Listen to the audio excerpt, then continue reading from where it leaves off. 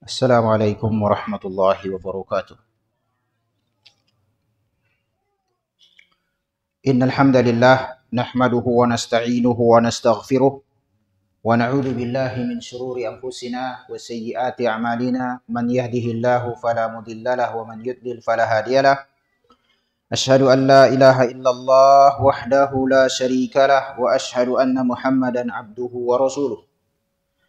يقول ربنا جل شأنه أعوذ بالله من الشيطان الرجيم يا أيها الذين آمنوا اتقوا الله حق تقاته ولا تموتن إلا وأنتم مسلمون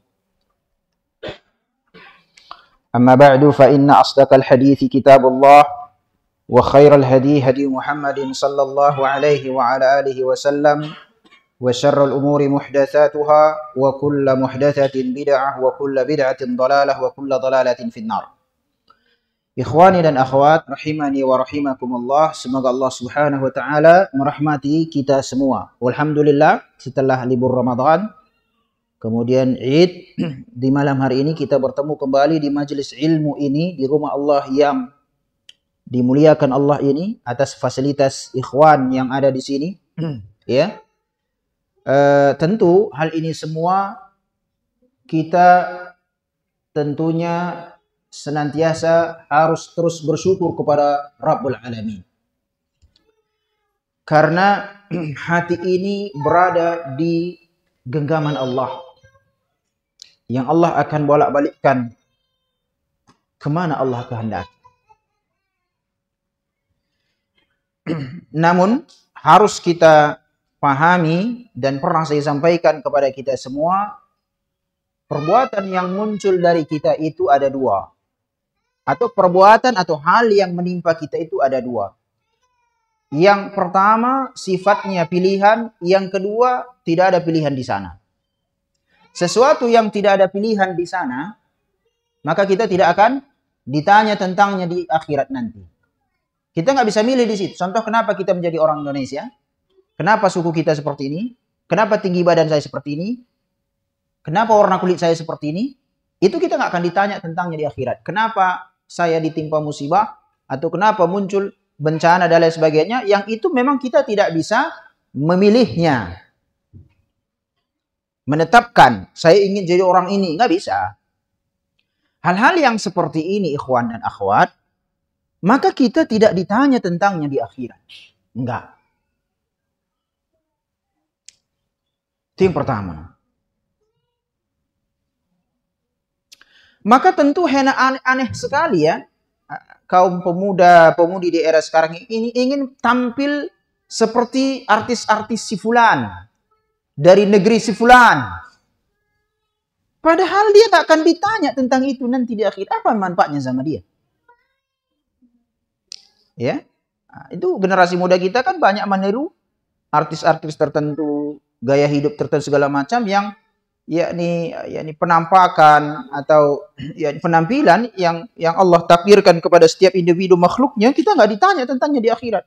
Angkat atau badannya berlebih berkurang nggak ditanya di akhirat. Yang kedua yang kita akan ditanya tentangnya.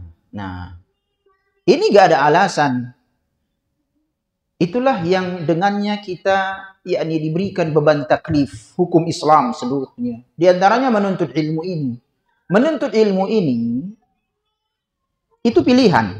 Yang mau duduk, ya enggak, dia duduk di rumahnya atau di mana lah. Milih. Iya kan? Memilih. Yang mau sholat, sholat. Yang enggak bisa juga dia enggak sholat. Kenapa? Milih di situ. Nah, yang seperti ini setiap individu dari kita akan ditanya. Memungkinkan dia melakukannya. Beda dengan tadi. Kenapa saya lahir di Indonesia, suku saya suku Karo misalnya. Enggak bisa saya milih-milih. Tetapi kenapa saya tidak menuntut ilmu? Nah, itu ditanya. Kenapa saya tidak memahami ilmu yang sifatnya fardu ain, yang setiap orang wajib mengetahuinya, seperti hukum halal dan haram, seperti masalah sholat, seperti masalah akidah, yang tidak bisa diwakilkan ke orang lain. Kita ditanya tentangnya. Mungkin kita melaksanakannya. Seperti kaum wanita, kenapa tidak berhijab? syar'i bagi dia yang muslimah, memungkinkan dia untuk melakukannya, tetapi dia tidak melakukannya, ditanya. Dan seterusnya. Jadi wilayah-wilayah yang kita akan ditanya tentangnya, ikhwan, akhwat, maka perhatikanlah di situ wilayah taklif, wilayah perintah, ya, apakah dia wajib, wilayah perintah atau haram yang nanti akan kita bahas. Ya. Nah. Kemudian sekedar mengingatkan kembali bahwasanya target akhir hidup kita ini adalah menjadi hamba-hamba Allah yang diridhoi, yang dengannya kita dirahmati, diridhoi dan bermuara ke surga Allah tabaraka wa ta'ala bagi orang yang beriman. Maka Rasulullah sallallahu alaihi wasallam mengatakan, "Man salaka tariqan yaltamisu fihi ilman, sahalallahu lahu bihi tariqan ilal jannah." Barang siapa yang meniti satu jalan untuk menuntut ilmu syar'i, Allah mudahkan bagi dia jalan menuju surga. Para ulama mengatakan cara yang paling mudah untuk masuk surga Allah itu dengan menuntut ilmu. Karena dengan ilmu itu seseorang tidak nasib-nasiban di situ. Tatkala dia bertindak, dia tahu. Karena ilmu itu yang menjaganya. Beda dengan orang yang tak berilmu. Ya dia nggak tahu benar nggak ini, nggak tahu saya. Yang penting udah, gitu saya lihat, gitulah saya buat katanya. Itu yang saya nampak, itulah yang saya lakukan kata dia. Kita nggak boleh seperti itu karena ini masalah kebahagiaan di dunia dan di akhirat. Nggak bisa kita yakni gadaikan kehidupan kita ini atau kebahagiaan kita ini kepada hal-hal yang yakni belum tentu muara hidup dia kemana. Ya. Nah. Dan ikhwan, kita masih di bab penjagaan terhadap sunnah, ya. Belum selesai tempo hari. Iya. Di buku saya di hadis yang ke-6. Ya, di antum saya nggak tahu berapa. Kita kembali ke pembahasan kita.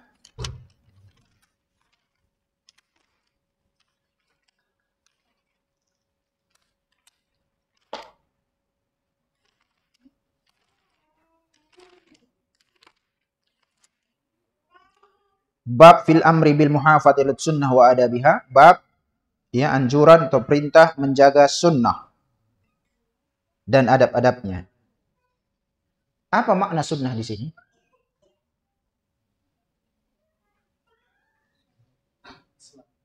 Islam.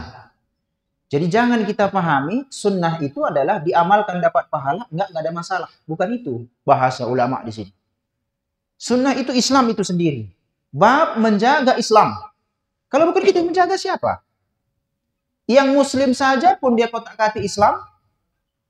Muslim, banyak di antara sekarang ini kita lihat kaum muslimin yang dia menyadarkan diri kepada Islam, dia malah ngotak-ngatik ajaran Islam ini. Bukan malah dijaga, di kotak-katik ini. Kita jangan seperti itu. Ya. Hadis berikutnya adalah dari Abi Musa radhiyallahu anhu qala ihtaraqa baitun fil Madinah ala ahlihi minal lail. Suatu malam satu rumah di Madinah terbakar menimpa penghuninya. Madinah menimpa penghuninya. Ya, seperti tadi malam saya pulang dari pesantren, kemudian karena kelelahan saya tidur. Ya, jam 2 dikabarkan ada kebakaran dekat SD Pancur Batu. Habis. Jam 2 malam. Gimana orang lagi tidur? Ya. Falamma hudditha Rasulullah SAW, tatkala disampaikan kepada Nabi SAW bisya'nihim, tentang keadaan mereka, qala, Nabi mengatakan, inna hadhihi nar aduun lakum, sesungguhnya api ini musuh bagi kalian. Nanti kita lihat, pada faktanya kan enggak juga. Masa butuh api? Kan gitu dia. Fa idza nimtum, maka tatkala kalian tidur, fa'atfi'uha ankum, padamkan, matikan. Kalau kita sekarang listrik. Nah, kita harus lihat bagaimana korelasinya antara zaman dahulu yang pakai api, petromak dahulu atau teflon, Dengan zaman sekarang yang listrik, yang mana-mana pun membuat terbakar itu. Yang mana saja bisa membuat terbakar. Konslet terbakar.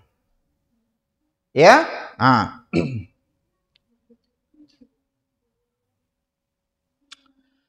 Penjelasannya hadis muttafaqun alaih. Jadi intinya di sini masalah api dan kaitannya dengan penjagaan ajaran Rasulullah, pengamalan terhadap ajaran Rasulullah. Al-Muallif Al-Imam Nawawi ya menyebutkan di bab anjuran untuk meneladani sunnah dan adab-adabnya di dalam hadis ini yang terjadi di masa Nabi SAW, anna qauman ihtaraqa alaihim baituhum fil lail, bahwasanya suatu malam ya suatu kaum terbakar rumahnya dan menimpa mereka. Dan ini banyak kejadian terbakar dan orang yang di dalam juga nggak bisa menyelamatkan diri. Itu banyak berita yang kita dengar dan fakta, bukan cerita dongeng. Bahkan di era kita seperti itu. Khususnya memang yang struktur rumah yang tidak melihat melihat keselamatan. Ya, artinya pintunya cuma di depan. Ada seperti rumah pintunya nggak di depan doang. Di belakang nggak ada pintu gitu. Ya jadi kok terbakar mau kemana lagi kan gitu. Di belakang juga nggak bisa apa-apa. Nah.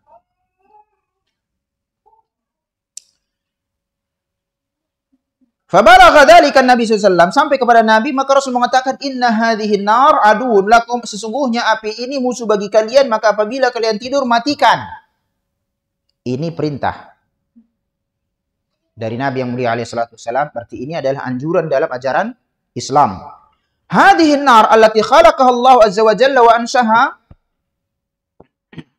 api ini yang Allah ciptakan dan Allah tumbuhkan, ya, imtannallaha bi'ala ibadihi. Ini adalah bentuk ujian atau anugerah Allah atas hambanya. Faqala subhanahu wa ta'ala, atau ujian atas hambanya. Faqala subhanahu wa ta'ala, afara'aitumun nar allati turun, apakah kalian memandang bahwasanya api itu, yakni kalian yang menyalakannya?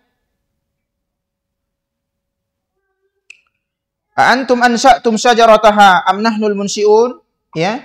Apakah kalian yang menghidupkan atau menumbuhkan pohon-pohonnya atau kami yang menumbuhkannya? Ya tentu ini sebuah pertanyaan yang enggak perlu cari jawab. Ya tentu Allah. Ya. Allah mengatakan kemudian, nahnu ja'alnaha tadhkiratan wa mata'an lil muqinin, lil muqwin. Ya, kamilah yang menjadikan api ini peringatan, ya, dan bahan yang berguna bagi orang-orang musafir. Api itu diperlukan orang-orang musafir sebagai tanda nanti, ya, atau untuk menghangatkan dan lain sebagainya. Ya. Tadhkiratan yatadzakkar insanu biha jahannam. Ya, sebagai peringatan yang manusia mengingat neraka dengannya. Fa inna hadhihi an-nar juz'un min 60 juz'an min nar jahannam. Karena api di dunia ini adalah satu bagian dari 60 bagian api neraka jahannam. Api kita ini hanya 1/60-nya. 1/60 dari api jahannam. Api kita ini udah cukup panas. Hanya 1/60-nya saja. Ya. Kullu nari dunya syadidah al-harah wal khafifah, kulluha juz'un min 60 juz'an min nar jahannam. Semua api dunia ini, baik yang panas ataupun panasnya ringan, itu adalah satu bagian dari 60 bagian api neraka. Wal'iyadu billah. Yang kitanya berlindung dari Allah dari api neraka. Ternyata api dunia ini juga jika tidak dipergunakan dengan baik membahayakan manusia. Padahal panasnya hanya 1/60 saja. Ya. Oleh karena itu, waja'allahu tadhkiratan hatta inna ba'da salaf. Oleh karena itu, Allah menjadikan api ini sebagai bahan peringatan sehingga sebagian generasi salaf apabila ingin melakukan maksiat, dia pergi ke neraka dan diletakkan jarinya, ya. Maka dia mengatakan kepada dirinya sendiri setelah letakkan itu. Jadi bagi orang yang ini sebetulnya adalah nggak mungkin orang mau melakukannya. Tetapi generasi salaf dahulu begitu. Apabila ada di dalam hatinya terbersih untuk melakukan maksiat, maksiat kan banyak, ya.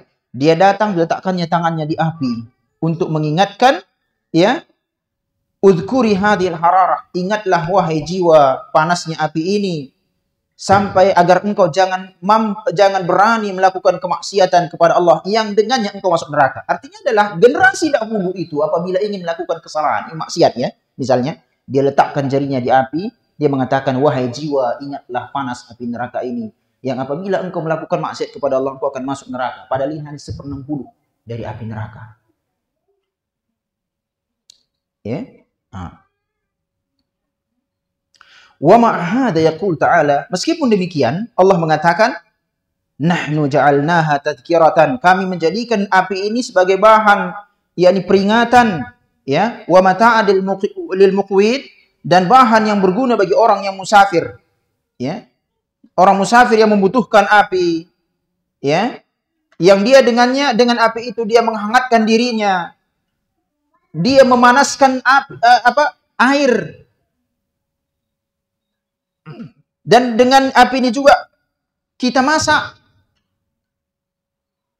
Ya. Ada manfaatnya.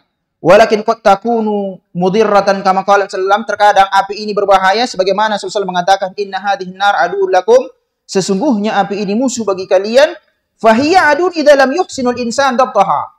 Api ini akan menjadi masalah di dunia ini apabila manusia tidak bagus dalam melaksanakannya. Tidak bagus dalam mempergunakan api ini. Ya. Wa fi hadzal dalil, di dalam hadis ini ada keterangan, ada petunjuk ala annal insan yanbaghi an yattakhidha ihtiyat fil umur allati yukhsha syarruha. Kita, ya manusia, hendaklah mengambil kehati-hatian, sikap kehati-hatian dalam perkara yang dikhawatirkan kejelekannya. Bukan masalah api doang, dalam setiap urusan. Jika ada satu urusan itu kita lihat ini akan ada permasalahan, hendaknya kita mengambil kehati-hatian.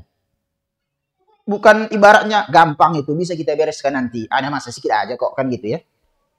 Ya, ya ini mati kalau udahlah biarkan, nggak ada pada gampang itu, gampang. Terus tidur tertendang kakinya terbakar.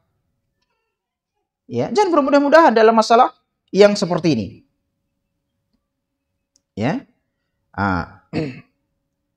Oleh karena itu Rasulullah memerintahkan ya umatnya tatkala tidur untuk mematikan api. Jangan kita katakan ini perkara yang mudah.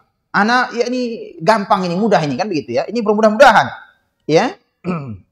Bisa jadi orang mengira itu perkara yang mudah, tetapi ada suatu hal yang dia tidak terbersih di dalam hatinya, ternyata kejadian. Ya mungkin di era modern ada keran gas, ya, keran gas yang bocor. Kita kan pakai gas sekarang bocor, atau misalnya saklar yang bermudah-mudahan terjadi sekarang kebakaran gara-gara saklar. Saklar, saya dengar saklar yang terjadi di jalan yang mau ke Pasar Induk itu, yang sebelah kanan yang habis itu. Ya, dia pergi keluar, ditutupnya. Ya sih saya dengar dari masyarakat ya, tutupnya itu pintu belakang nggak ada apa-apa. Ya, ternyata terbakar, masih ada orang di dalam segala macam, nggak bisa keluar, orang terbakar di depan misalnya. Ya.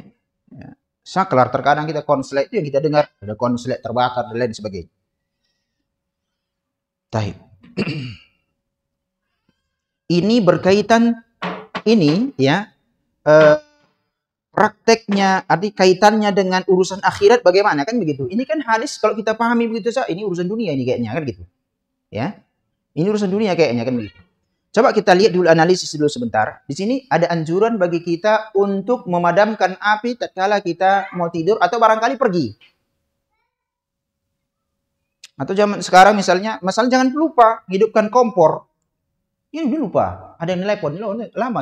Pokoknya udah, kalau minyak tadi itu bakar itu. Habis minyak tadi, kan sering kali seperti itu.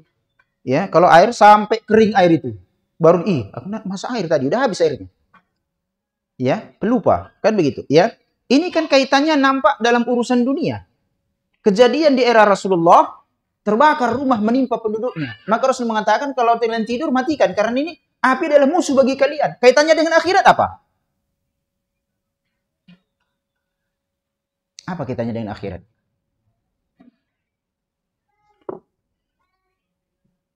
Terbakar di kota Madinah satu rumah menimpa penduduknya. Dah, di era kita pun banyak di rumah kebakaran menimpa orang di dalam meninggalkan begitu. Kebakaran menimpa yang di dalamnya meninggalkan begitu, ya. Kaitannya dengan akhirat apa?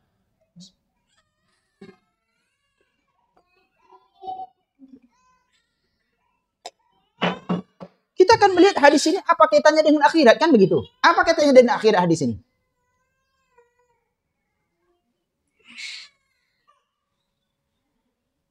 Saya tanya, seseorang terbakar, mati di dunia, selesai hidupnya? Selesai hidupnya? Enggak kan? Ada kuburan. Utsman bin Affan, pernah kita bahas hadisnya, setiap melewati pekuburan dia menangis. Ditanya, ini calon penghuni surga. Disebutkan kepadamu neraka, kau menangis. Giliran lihat kuburan, kau menangis. Apa masalahnya? Apa kata Utsman? Disebutkan hadis Rasulullah. Siapa masih ingat? Hah? Apa kata Utsman?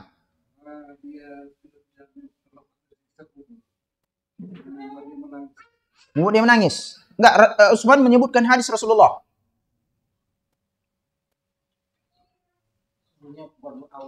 Awal dari kehidupan akhirat.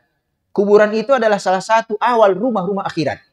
Barang siapa yang selamat darinya, dari azab kubur maksudnya, maka yang setelahnya lebih mudah baginya. Barang siapa yang tidak selamat dari azab kuburan, maka setelahnya lebih mengerikan lagi, lebih susah lagi. Dah? Kita kan bisa memahami, oke Ustaz, dia terbakar, meninggal. Oke, dalam pandangan kita meninggal. Ada azab, ada kehidupan di alam barzah. Ada lagi kehidupan di akhirat. Tempatnya cuma dua. Kalau nggak surga, neraka, begitu. Kaitannya hadis ini dengan kehidupan akhirat apa? Biar berpikir kita bersama, bukan saya saja berpikir. Kita udah lama mengaji kok.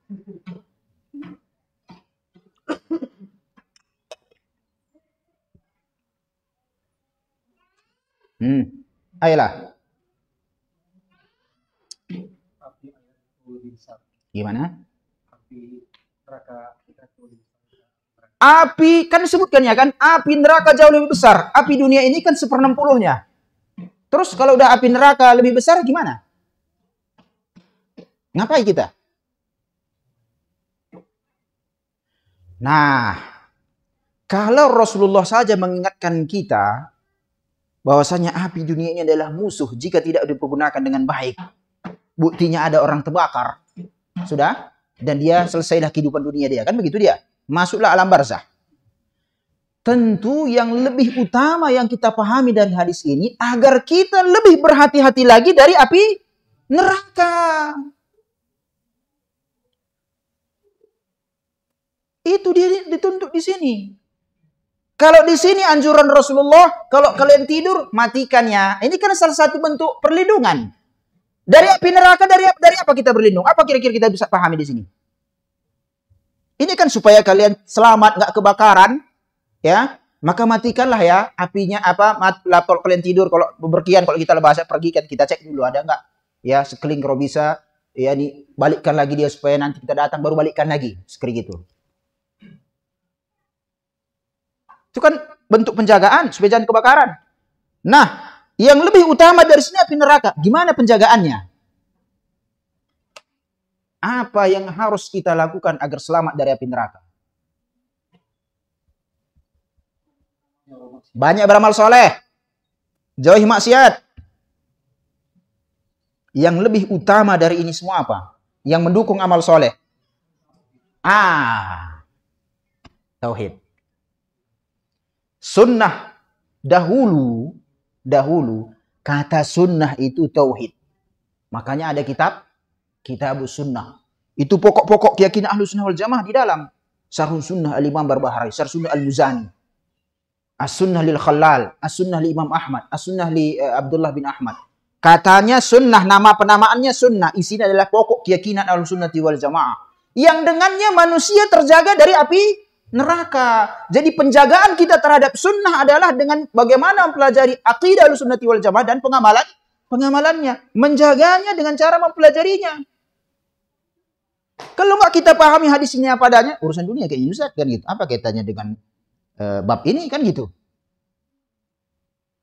Ini hanya sebuah perbandingan. Kalau api dunia saja membuat manusia dead dan bukan kekekalan, matinya kan nggak kekal. Kan di kuburan dibangkitkan lagi. Di akhirat bangkit lagi. Api neraka nggak ada kematian di dalam. Ya, azab. Orang di dunia kan merasakan sakit itu kok kebakaran itu kan, baru dia meninggal. Sakit. Kan gitu. Jadi meninggal, masuk ke alam berikutnya. Adapun di akhirat tidak ada alam berikutnya dan dia merasakan azab yang sangat pedih wal iyadu billah dan di dalamnya tidak ada kematian. Azab yang paling rendah yang didapatkan oleh salah satu yang didapatkan oleh Abu Talib. Neraka yang dangkal, neraka 100 tingkat ke bawah, paling dalam itu 100 ke bawah, sebagaimana surga 100 tingkat ke atas. Nerakanya Abu Talib neraka dangkal, itu pun otaknya mendidih. Gimana lagi yang di bawahnya? Hadis ini mengajarkan kepada kita, betul, ada bimbingan kehidupan bagaimana kita jangan terbakar di dunia, dan tentunya bagaimana kita agar jangan terbakar di akhirat. Karena apa? Tadi sudah saya katakan, kita kaitkan ya. Tadi kita sudah katakan, terbakar di dunia, terbakar di akhirat. Ya. Terbakar di dunia bencana, bisa kita hindari? Hah? Bisa kita hindari? Gimana caranya? Bencana bisa kita hindari? Nggak bisa. Jadi kita pahami kalau seperti ini kan nggak bisa kita hindari. Udah kita aman, kayaknya udah terbakar.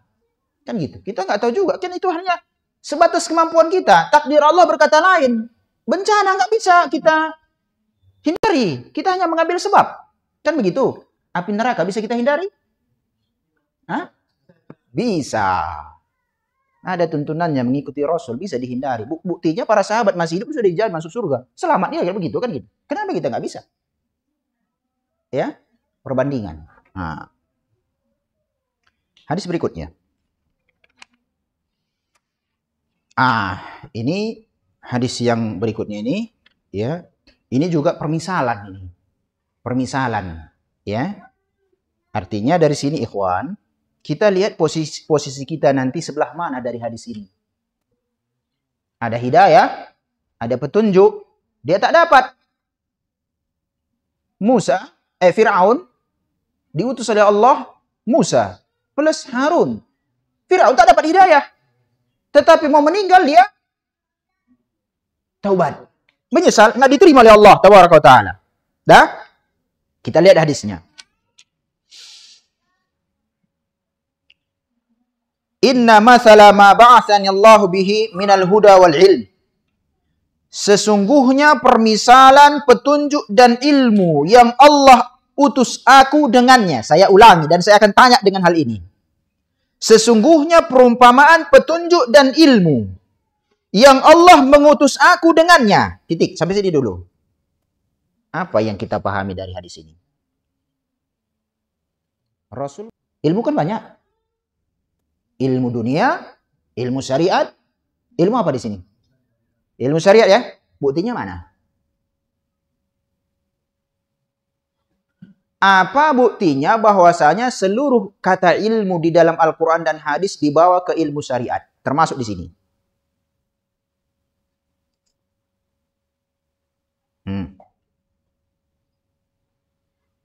Apa buktinya?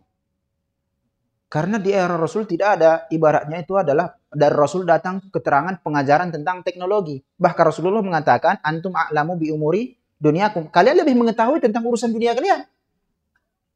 Tatkala masalah kawin silang kurba hari itu, kurma jantan, dan gagal. Sudah? Paham sampai di sini? Lalu ada orang mengatakan kalau itu kalian suka kali bidah-bidah, udah orang usah pakai kacamata, bidah nih. Naik haji kalian naik onta aja katanya. Saya lihat di postingan, ini kurang kerjaan kayaknya itu ya. Dia itu hati-hati loh. Kita sudah pernah bicara masalah istihza bid-din. Memperolok-olok agama. Ada dibuat saya lihat tuh di TikTok. Ya. TikTok saya lihat ada orang di mobil yang mengatakan, "Pak, boleh kita menghidupkan AC?" AC? Bidah, enggak boleh. Nah, boleh saya, enggak bidah. Naik mobil udah naik onta aja. Kan kira-kira begitu ya. Penampilan Arab. Ini kan memperolok-olok ini namanya. Dia, kalau dia muslim, hati-hati. Kalau dia muslim, ada pembatal keislaman. Kalau tadi itu konten, hati-hati dengan konten. Sudah? Baik. Kalau dia paham tentang hadis-hadis Rasulullah tentang masalah bid'ah, contoh ini saja. Sesungguhnya permisalan yang aku diutus dengannya dari petunjuk dan ilmu. Ilmu apa? Ilmu syariat. Bukan ilmu dunia? Bukan. Mana buktinya? Rasulullah pernah mengatakan kalian lebih mengetahui urusan dunia kalian. Bolehkah Rasulullah mengatakan kalian lebih mengetahui urusan agama kalian? Pernah Rasulullah mengatakan seperti itu? Enggak ada. Azan. Belum ya? Jadi kalau ada orang mengatakan bid'ah, ya, dan segala macam, bawakan hadis ini salah satunya. Petunjuk. Berarti Allah mengutus Rasulullah bukan dalam rangka menjelaskan teknologi. Yang pertama petunjuk. Yang kedua ilmu. Ilmu apa? Bisa dilihat dalam sejarah perjalanan kehidupan manusia, teknologi di era Rasulullah ketinggalan zaman dibandingkan teknologi kita. Dah? Seharusnya kita yang masuk surga. Teknologi kita lebih paten. Ternyata enggak. Berarti memang Rasulullah tidak diutus untuk menjelaskan teknologi. Itu adalah sesuai dengan tahap perkembangan manusia. Dari platina ke injeksi sekarang. Mungkin sebentar lagi tahap apalah. Tapi ingat, teknologi nggak akan pernah nggak ada batasannya. Kayak HP. HP itu hanya orang saja nggak keluar dari HP. Itu saja nggak ada sekarang. Berarti teknologinya bentar lagi selesai. Ya, nah, dunia ini ada batasannya. Jangan kita berpikiran nggak ada batasannya. Ada batasannya. Namanya dunia. Dunia artinya rendah. Fana nggak abadi. Berarti semua yang ada di muka bumi ini nggak abadi. Buktinya udah kita lihat teknologi banyak udah tinggal zaman beda, naik lagi teknologi sekarang. Pesawat tempur mungkin udah berbeda lagi, naik dan segala macam. Segala macam ada dia silih berganti menunjukkan nggak abadi. Nggak sama dengan agama. Agama itu abadi sifatnya, sempurna, tidak bisa kita kotak-katik. Itu aja. 4 rakaat di sana, 4 rakaat juga sholat Isya. 3 rakaat di sana, 3 rakaat di sini. Nggak ada kaitannya dengan perkembangan teknologi. Bahkan sholat melalui HP tak laku. Bermakmum dengan siapa? Ustaz Ahmad Pinta. Di mana? Di Arido. Live. Kan gitu ya. Nggak sah. Nggak, harus bersambung saf itu. Iya kan? Nggak sah. Teknologi bisa. Boom. Kan seperti anak-anak dulu belajar. Zoom kan. Waktu era COVID. Sah. Dunia. Kan segala macam. Ya sah. Nah ini dia. Sudah? Nah oke kita perbandingan. Sesungguhnya perumpamaan, petunjuk dan ilmu yang Allah utus aku dengannya seperti permisalan hujan yang menimpa bumi. Fakanat minha ta'ifatun thayyibah, di antaranya ada sebagian tanah yang subur. Dah, tanah subur kena hujan. Dah. Qabilat ma, menerima air itu. Tanah itu menerima air. Fa'anbat kala, dia tumbuhkan padang rumput, dia tumbuhkan rumput-rumputan yang sangat banyak. Nggak hanya nerima doang, muncul tanam-tanaman. Ada model tanah memang kayak gitu. Ini subur berarti tanahnya. Dah, nanti kita lihat perbandingannya bagaimana. Ibaratnya ilmu tadi, ilmu dan petunjuk itulah hujan. Kemudian dampaknya itulah kita manusia. Saya ulangi, ilmu dan petunjuk tadi itu di sini permisalan hujan. Dampak yang ditimbulkan ilmu dan petunjuk Rasulullah itu kepada kita. Dan dampak yang ditimbulkan hujan itu kepada bumi. Itu maksudnya. Ya, untuk melakukan perbandingan. Itu satu, model tanah ini. Turun hujan, model tanahnya begini, subur. Akhirnya dia tumbuh tanam-tanaman. Model yang kedua, tanahnya kering. Mampu menahan air saja. Tumbuh-tumbuhan nggak tumbuh. Tetapi manusia, Allah memberikan manfaat dengannya manusia. Manusia bisa dengannya minum. Kalau sempat ada tanah tak mampu menahan air, susah juga kita jadinya. Sumur bor kemana kita ambil? Ya bahkan sebagian nggak perlu sumur bor, kita gali-gali, oh udah jumpa air. Sempat nggak ada tanah di muka bumi ini mampu menahan air, susah juga kita itu. Ya, yang dengannya dia minum, memberi minum dan menanam tanam-tanaman. Jenis yang ketiga, ya sebagian tanah yang lain itu tanah tandus. La tumsiku ma, tidak mampu menahan air, tidak juga mampu menumbuhkan tanam-tanaman, ya di padang rumput. Sudah? Oke. Masaluman fadzalika masaluman faqaha fi dinillah. Dan ini adalah permisalan bagi orang yang faqih, paham terhadap agama Allah. Paham terhadap agama Allah, ya. Wa nafa'aha ma ba'atsanallahu bih, ya. Dan apa yang Allah utus aku dengannya memberikan manfaat kepada dia. Nah, datang petunjuk, datang hidayah, dapat manfaatlah kita. Dah. Dan dia memahami wa 'allama dan mengajarkan lagi kepada orang lain. Wa masalu man, dia tidak peduli. Dan ini banyak masyarakat seperti itu, enggak peduli dia. Dah. Walam yaqbal hudallah, dia tidak menerima petunjuk dari Allah. Alladzi ursiltu bih, yang dengannya Allah mengutusku dengan yang Allah utus aku dengannya. Permisalan air, petunjuk dan ilmu dari Rasulullah itu bagaikan hujan. Hujan datang ke bumi, tanah beraneka ragam. Sebagaimana turun wahyu, manusia di muka bumi beraneka ragam. Di era Rasulullah, ada yang dapat langsung sampai ke Rasulullah, masuk Islam dia, Abu Bakar, Khadijah. Ada yang enggak, lama dia dulu, baru masuk Islam. Ada yang enggak, tolak langsung, Abu Lahab, Abu Jahal. Hujan pun begitu, ada yang kena tanah subur, dah diterimanya, datangkannya lagi tanam-tanaman. Ada yang yakni tanah yang keras tapi mampu menahan air. Enggak dihilangkannya air itu, ditahannya. Kita pun mampu mengambil manfaat darinya. Ada yang enggak, tidak menerima air, tidak juga menumbuhkan tanaman. Ini enggak bermanfaat bagi dia air hujan itu. Bagi kita, ada orang paham dalam agama, bermanfaat bagi dia. Ada yang hanya dia bawa ilmu itu dia enggak paham, tetapi orang lain bisa mendapatkan pemahaman darinya. Sudah? Ada yang menolak sama sekali. Begitulah model-model manusia ini. Dah? Saya berikan contoh. Petunjuk dan ilmu dari Rasulullah. Kita belajar dan kita paham, kita ajarkan kepada orang lain. Itu model yang pertama. Ada yang kedua, dia mendapatkan petunjuk hidayah Islam. Dia tahu, kemudian dia hanya membawa. Dia tidak paham dalam masalah ini. Itulah para rawi-rawi hadis diantaranya. Dia riwayatkan hadis, betul dia nggak paham. Para ahli fikih di kemudian hari mendapatkan manfaat dari riwayat-riwayat hadis mereka. Karena sebagian ahli hadis, dia nggak fakih. Dia hanya mampu meriwayatkan, dia tahu ini hadisnya sahih atau tidak sahih. Tetapi bagaimana kandungan dari hadis ini, bagaimana hukumnya, mengeluarkan hukum darinya, mungkin dia nggak paham. Tapi kalau kita tahu, rizal-rizal hadis ini orangnya sahih atau tidak, ini doib atau dia ngerti semua. Dah, sampailah kepada para fuqaha hadis-hadis tersebut dan dia memahaminya. Ada juga dia yang membawa hadis dan dia paham. Model-model para ahli ilmu. Dia membawa hadis, dia paham apa artinya. Ini banyak. Ahli hadis dan dia juga faqih. Ada dong ahli hadis doang. Dia ahli hadis. Tetapi dia tidak faqih terhadap apa yang dia bawa. Ada model ketiga apapun enggak. Membal. Dan ini banyak. Sudah?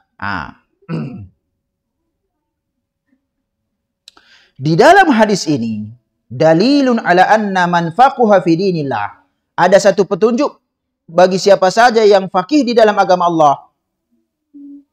Wa alima min sunnati Rasulullah SAW. Dan dia mengetahui sunnah Rasulullah SAW. Ma ya'mal fa innahu khairul aqsam. Dan dia mengamalkannya adalah sebaik-baik manusia. Dia tahu, dia amalkan. Tahu, ada itu kan ditampungnya air, kemudian mendatangkan tanaman. Menghasilkan. Kan begitu, kita ingin tanah seperti ini.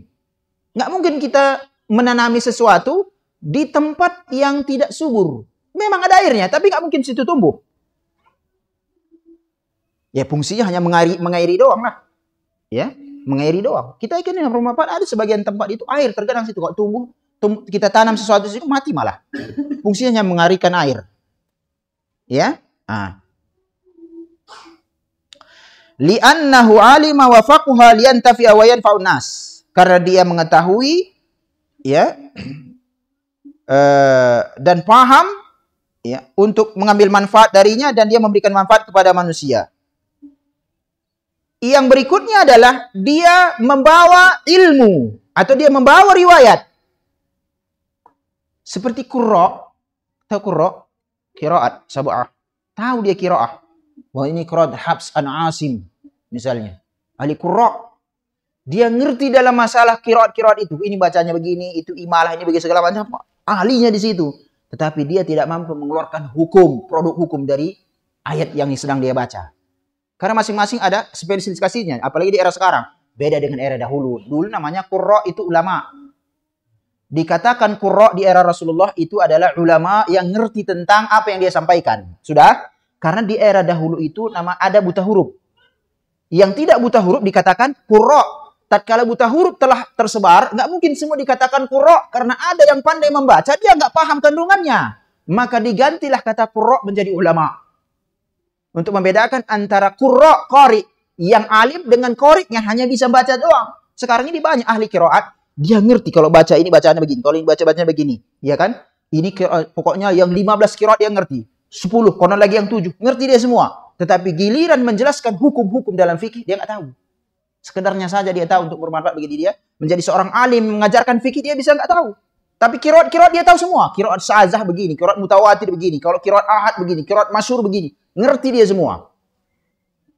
Tapi giliran nanti mengeluarkan hukum produk fikih, dia kurang di situ. Ya, ini model yang kedua. Tetapi bermanfaat. Para ulama bermanfaat kepada mereka. Kenapa? Tanyakan kepada beliau, gimana qiraat di sini? Dia bermanfaat manusia. Tetapi kalau kita tanya, bagaimana hukum fikih dari ayat ini? Bisa jadi dia nggak tahu. Tanyalah ahli fikih, kata dia. Ini model yang kedua. Yang ketiga, ikhwan, kita tahu apapun enggak. Mudah-mudahan kita jangan yang itu. Apapun enggak. Tak ada niat dia malah mempelajari, enggak ada minatnya. Datang hidayah, bagi dia bisa-bisa saja, kan gitu ya. Nah, kita lanjut nanti insyaallah setelah sholat isya. Orang itu, maka Allah akan pahamkannya dalam urusan agamanya. Kita lanjutkan hadis yang tadi kita berhenti padanya, yaitu perbandingan antara hidayah dan ilmu dari Nabi kita bagaikan hujan yang kemudian hidayah ilmu itu mengenai manusia, hujan mengenai tanah. Tanah memiliki banyak model, manusia pun begitu. Wa fi hadzal hadis, di dalam hadis yang mulia ini, dalilun ala anna man faqaha fid dinillah wa alima min sunnati Rasulillah sallallahu alaihi wasallam ma ya'malu fa innahu khairul aqsam li'annahu alima wa faqaha liyantafi'a wa yanfa'un nas wa yalihi man alima walakin lam yafqah, yakni rawal hadis wa hamalahu lakin lam yafqah minhu syai'a. Sebagaimana yang kita sebutkan di dalam hadis ini, ya, orang yang faqih mengerti tentang agamanya dan mengetahui sunnah Rasulullah SAW, kemudian dia mengamalkannya, itu adalah sebaik-baik kelompok. Datang sampai hidayah, ilmu kepada dia, tahu dia Islam, kemudian diamalkannya, muncul amal, tumbuh, ini sebaik-baik manusia. Ya? Nah. Permisalan yang kedua dan ketiga itu ahli bid'ah. Masuk di dalamnya ahli bid'ah. Dia tahu ilmu, tak diamalkannya, tak sesuai selera. Bukan karena dia ngerti. Tahu dia sunnah. Tahu dia dapat informasi dia, tak diamalkannya. Atau bahkan dia tentang. Yang ketiga sama sekali memang. Dakwah sunnah pun dibubarkan. Nggak kena sama sekali. Artinya ada nggak tertampungnya. Permisalan di dalam dua, yakni tiga yang disebutkan Rasulullah itu tadi. Iya, satu itulah ahlu sunnati wal jamaah. Dua ahli bid'ah. Tahu dia, ada info sama dia, ngerti dia, tak diamalkannya. Maka dia munculkannya bid'ah. Yang kedua, dia tak mau tahu itu sunnah atau tidak sunnah. Yang penting saya muslim, udah. Nggak usah kalian tambah-tambahin saya tahu gimana saya sholat. Belum datang kalian beribu kami di sini. Dari dulu udah ada di sini kok kayak gini. Ini model yang ketiga. Nggak mempan sama dia hidayah sunnah itu. Ya. dan lain sebagainya.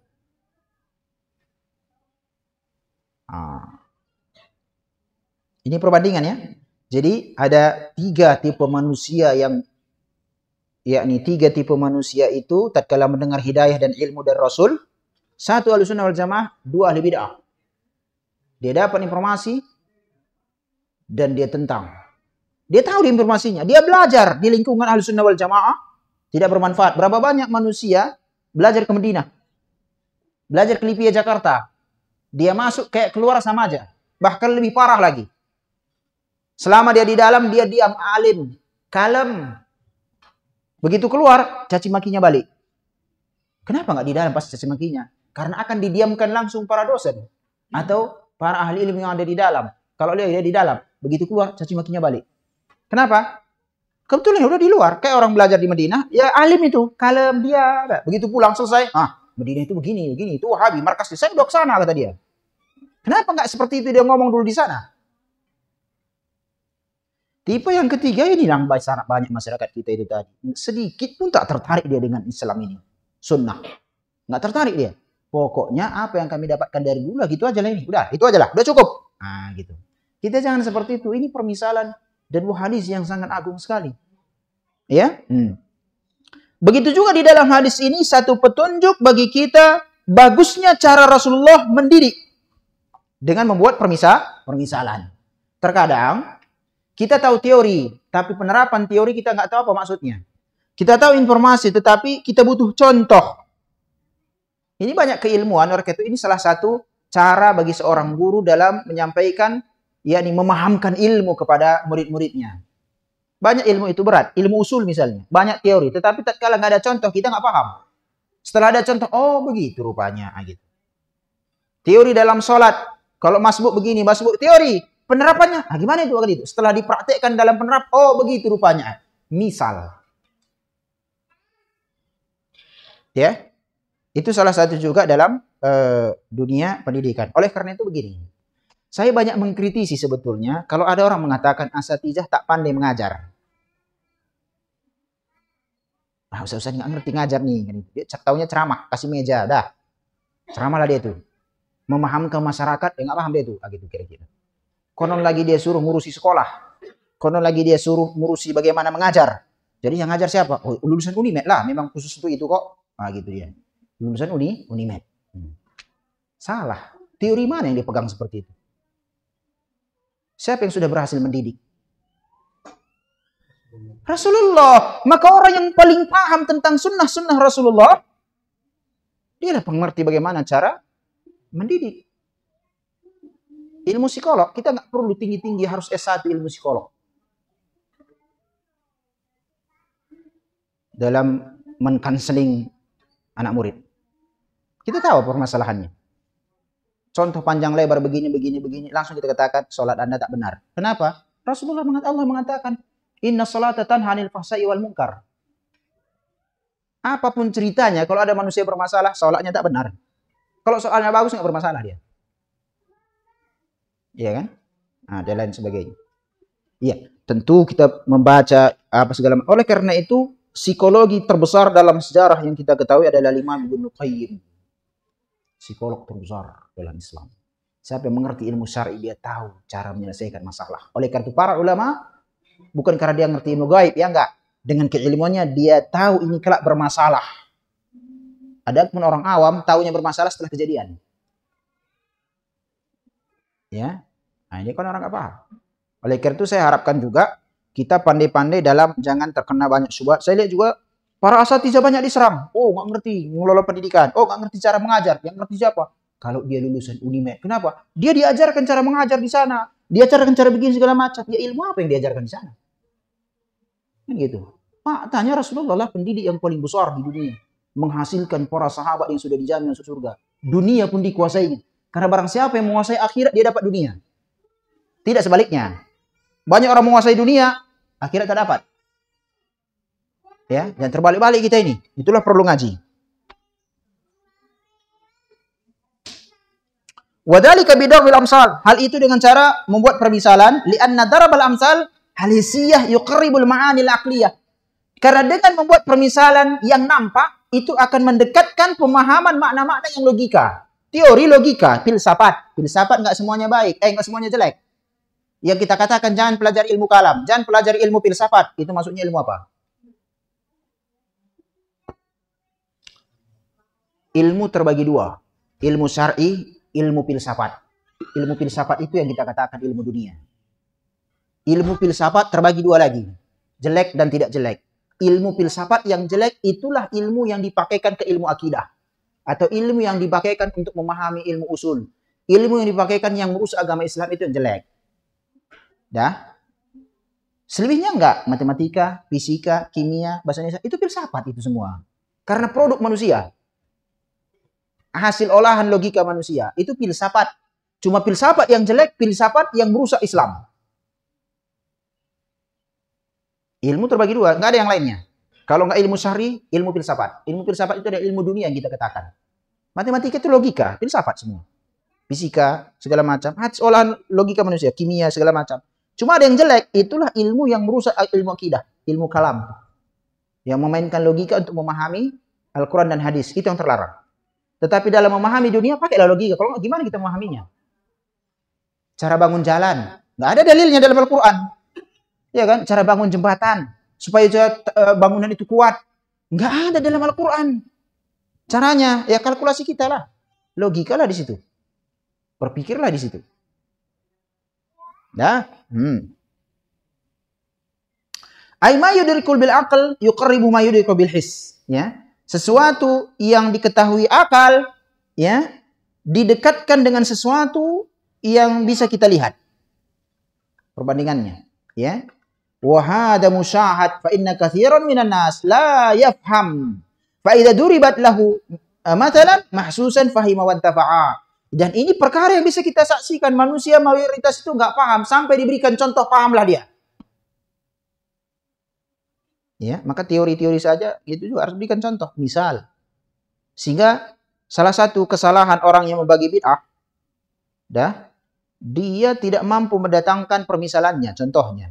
Bidah terbagi dua, bidah apa? Bidah hasanah. Yang kedua lagi bidah sayyi'ah. Oke, contohnya apa? Bidah hasanah itu maulid, wirid, segala macam. Bidah sayyi'ah apa? Entah apa. Dalam dunia ilmiah, nggak boleh kita membagi sesuatu kecuali ada contohnya. Karena semuanya bidah hasanah. Contoh tanyalah. Ini bidah hasanah, yang ini bidah hasanah, ini bidah sayyi'ah apa jadinya? Nggak ada. Kenapa dibagi kalau begitu? Ya? Walihada kalau Allah Ta'ala dalam surah Al-Ankabut, wa tilkal amsalu natribuha linnas, dan itu adalah permisalan-permisalan yang kami buatkan untuk manusia, wa ma yaqiluha illa al-alimuna. Ya, tidak ada yang memahami kecuali orang-orang yang alim. Baik. Adapun hadis yang ketiga, yang ke-8 ya. Mathali wa masalakum kamathali rajulin aw qada nara faja'ala al-janabi wal farash yaqa'na fiha wa huwa yadukuhunna anha wa ana akhidun bi hujazikum 'anil nar wa antum tafallatuna min yadi. Itu kita ambil pekan depan. Ini juga hadis yang sangat menarik sekali ya. Rasulullah itu sangat bersungguh-sungguh agar kita mendapatkan hidayah. Tetapi terkadang hidayah itu lepas dari kita. Sangat bersungguh-sungguh Rasulullah itu memberikan hidayah. Kita lihat di awal-awal Rasulullah berdakwah. Bersungguh-sungguh Rasulullah itu didatangi. Ada berita kabar bahwasanya ada orang datang ke Mekah. Datanginya, mana orangnya? Didatangi. Ada dari Yasrib, Madinah terdahulu ya kan. Datang ke Mekah dalam ziarah umrah kan gitu. Didatangi. Bersungguh-sungguh Rasulullah itu memberikan manfaat hidayah kepada manusia. Dan Rasulullah itu bersungguh-sungguh agar kita ini berada di atas petunjuk. Disebutkan semuanya begini supaya dapat disebutkan. Gak ada yang tersisa di dunia ini, di dalam agama ini atau kebaikan melainkan telah dijelaskan Rasulullah. Saking bersungguh-sungguhnya Rasulullah itu semuanya lengkap. Itu pun banyak orang lepas.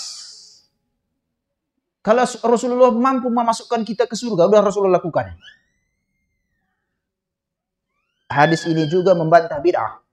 Kurang sungguh apa Rasulullah sampai keluar hadis ini? Kok bisanya ada pula bid'ah di dunia ini? Berarti kan ada hal-hal yang Rasulullah belum sampaikan. Hadis ini batal dengan adanya bid'ah. Pekan depan kita bahas. Baik. Demikian ya ikhwan. pertemuan kita setelah Ramadan, setelah Id, ya. Jika ada hal yang kira-kira antum ingin tanya, silahkan sebelum kita tutup. Terkhusus apa yang berkaitan dengan apa yang kita bahas di hadis yang barusan kita dengarkan bersama.